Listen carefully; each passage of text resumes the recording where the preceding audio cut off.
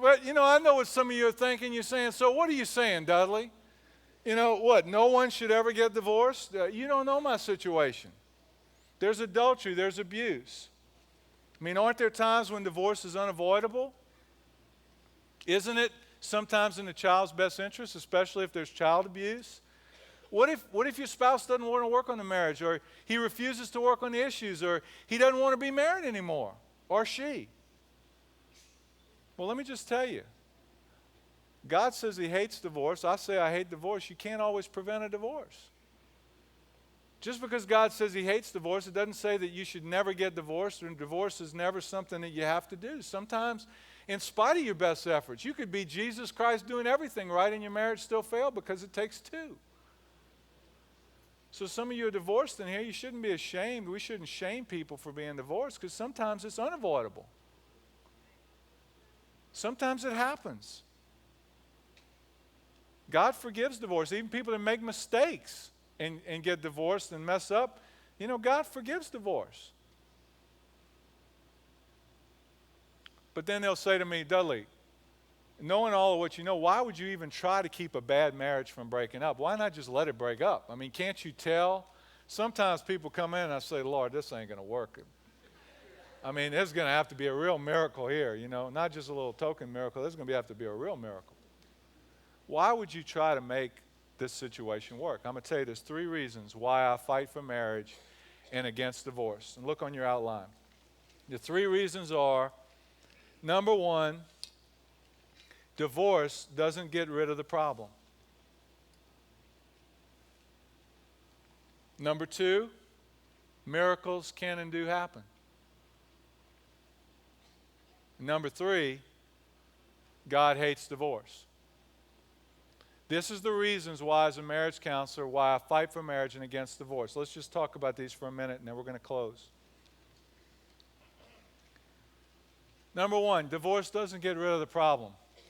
Do you know that when you divorce the person that you're unhappy with, you can divorce the person, but you can't necessarily divorce yourself from the problems associated with that person? Look at your outline, on your outline, a couple of pages after your outline in your workbook. Figure number 4. This is just a little thing I drew up because I see many people in this situation. It says comparing problems before and after divorce. You see before divorce, there you have John, 32, Mary, 33. They're married 12 years. They got John Jr. and Angie. John Jr. is 10 and Angie's 8. The summary of their problem: John doesn't feel in love with Mary anymore, and he begins to look elsewhere to get his needs met. Then we visit the couple after divorce 5 years later. 5 years later, this is what their life looks like. There you see that Sherry, let me just read the summary. John left Mary after 12 years of marriage to be with Sherry because he fell out of love. You can see that on your outline. They've been married 3 years. He thought he was solving the problem. Before, he had Mary to deal with. Now look at the mess he's got to deal with. He only gets to see his kids, John Jr. and Angie, every other weekend. They're both angry he left his mother. John is failing in school. Angie is rebelling. Frank, Mary's new husband, because Mary got married on a rebound, okay? She was upset, and she married Frank, who was married before, and look at his mess. Frank, Mary's new husband, favors his natural children. Frank Jr. has made passes at Angie when Angie goes over there. Mary, bitter and uncooperative, is about to take John back to court for the 3rd time to increase child support.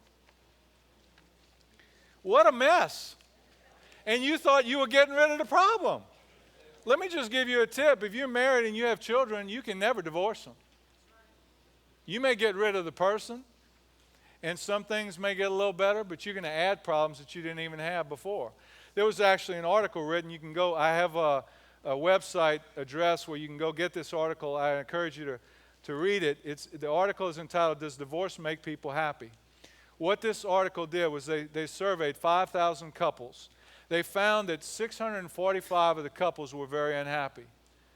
Then 5 years later, they interviewed the couples that were unhappy, the 645. And they did extensive interviews for them. You know what they found out? That of the ones that stayed married that were very unhappy, 5 years later, 2/3 of them reported being happy. Isn't that interesting? If they just waited long enough, it got better. But you know what was really interesting? When they interviewed the couples that had divorced, none of them were happier. Because they used this scale, this questionnaire that they had that rated personal happiness and emotional well-being. And you know what? None of them were happier after getting divorced. As a matter of fact, some of them were worse off emotionally. You know why? Because when you get divorced, you set into motion things which in time you have absolutely no control over, just like I described. Many times you add problems to your life rather than reducing problems as you thought. So it behooves you that if you have a marriage, if you can't walk away saying, I've done everything that I can to try to make this work, you shouldn't walk away. You should give it another try. You should try counseling. You should try something. And you know what? The other reason that divorce doesn't solve the problem is that you can't divorce yourself. Did you ever notice there's a common denominator in all the problems that you've had in your life? You. And you can't divorce yourself. Many of you that are in situations, it's obvious that the other person has problems, but you know what? It's not so obvious what you're doing to contribute. Why did you end up with them in the first place? What does that say about you? Okay, what are you doing to contribute to the problems? You say, well, Dudley, if you only knew what they were doing, that's why I do what I do. You know what? There's no excuse for sin and misbehavior. There's a godly way to respond to ungodly behavior, and if you respond in an ungodly way to ungodly behavior, you're just as much at fault as they are. You don't know what would happen if you actually did what you were supposed to do.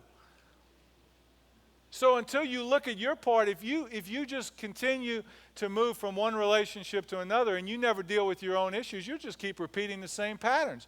Many of you are repeating patterns that you lived in childhood and you don't even realize it. You're projecting things onto your spouse that are really about your parents and you don't even realize it. Your spouse knows, but you don't know. You got all kinds of baggage that you've never dealt with. Divorce doesn't solve the problem. It requires 100% commitment to make a marriage work. I tell many of my clients, the only thing that separates me and my wife from you is that there's no out for me. There's no escape. Okay? There's no way out but the grave. I mean, I may go to the other side of the island. We're on a deserted island, because I'm mad at her for doing something or not doing something, but eventually I get lonely and I come back, or I get hungry or whatever. Not just because I want to be intimate. I'm coming back because there's no way off. If you knew there was no way off, you'd try a lot harder to resolve your problems. For many of you that are in that situation where it's just miserable and there's no love and whatever, you begin in your mind to start vacillating in your mind, wondering what it would be like to not be in this marriage. You start wondering, entertaining it. And as you entertain it, you don't put as much energy in solving the problem. It's like someone that comes into my office that's suicidal. You know the first thing I try to get them to do, because they're so depressed, they've been so depressed, they get fixated on this door as a way out, and it looks better and better, and pretty soon this room represents all the answers to their problems, but they're so miserable that they don't want to look at that. They start looking at suicide as a way out, and it becomes more and more appealing. What I have to do is get them to close that off as an option. To close it off as an option so that they can even see the solutions to their problem. There's always solutions to the problem. But it requires a 100% commitment to resolve some of the problems that you have in marriage. If you're vacillating in your mind, whether or not you think you want to do it and you're wondering, would I be happier with someone else? Or maybe you've even started talking to someone else. You're not going to put forth the effort required to make a marriage work. Divorce doesn't get rid of the problem. Second thing is miracles can and do happen. I want to share with you 3 quick stories. One of my good friends that I went to college with, I hooked up with after we became Christians. We realized that we shared a lot of the same background and whatnot. He and his wife were living in the fast lane. They were real unhappy, drinking, doing all the things we do before we know Christ. She becomes very disconcerted. She actually, in the wake of them being unhappy, she actually turns to Christ and finds Christ. But her husband doesn't follow suit. And she doesn't have the support, so she backslides. And then she actually gets involved with another man and leaves him. Well, in the wake of that, and the depression and the agony that followed, he turns to Christ. But by the time he gets on board, it's too little too late. She doesn't want to have anything to do with him. She doesn't want to have anything to do with Christ anymore. She's shacked up with this other guy. Well, he's just crazy enough to actually pray and seek God and fast and ask God what he should do.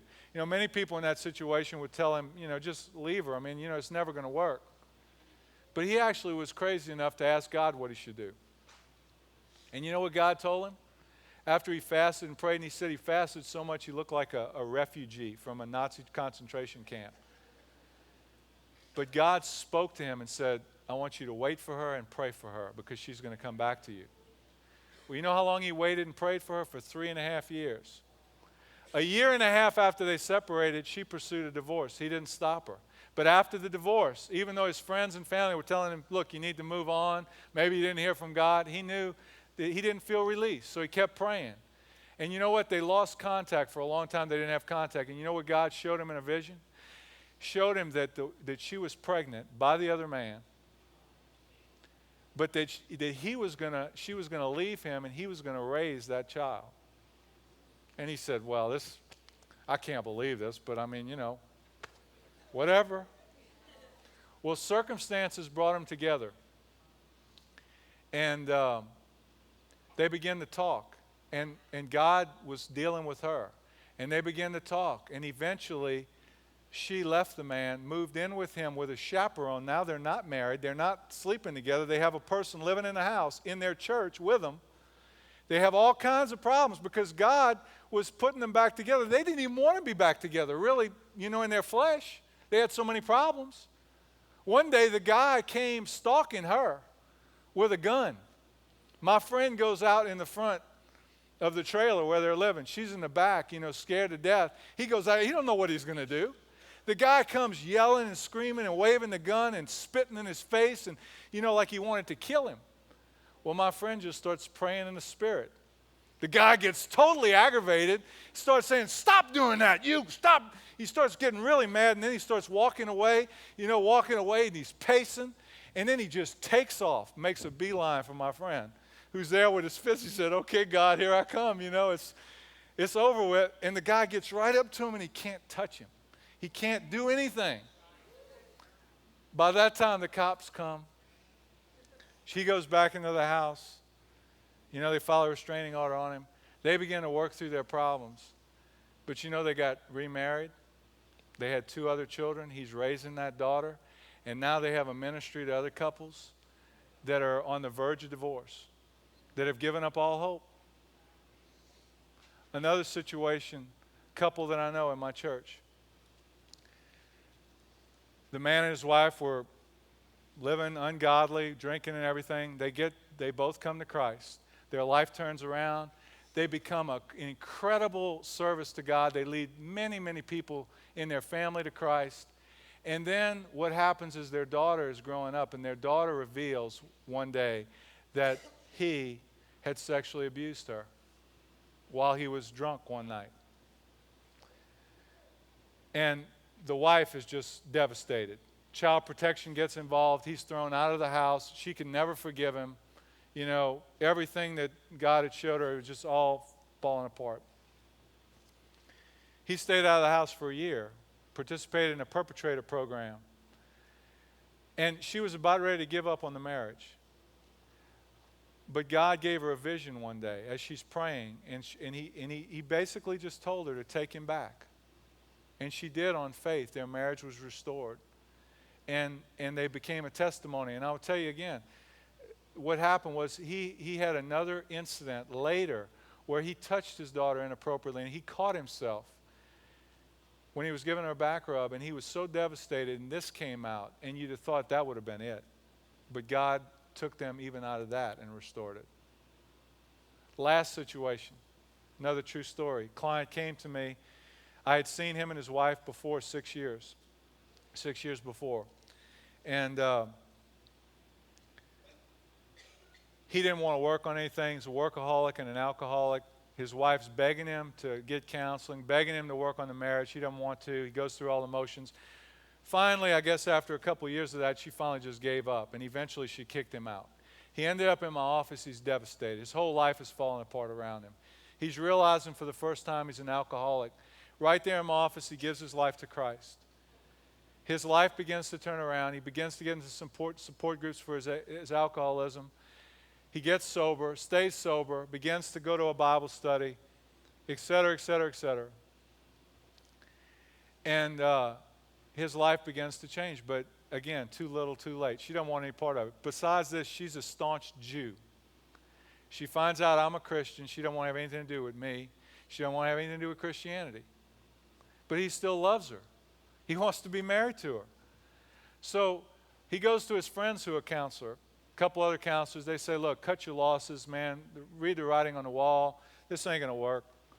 It's just not going to work. He comes to me. I say, look, why don't we just pray? And we just believe God. And we started praying and believing God. And several months went by, and she didn't change one bit. But he kept being faithful.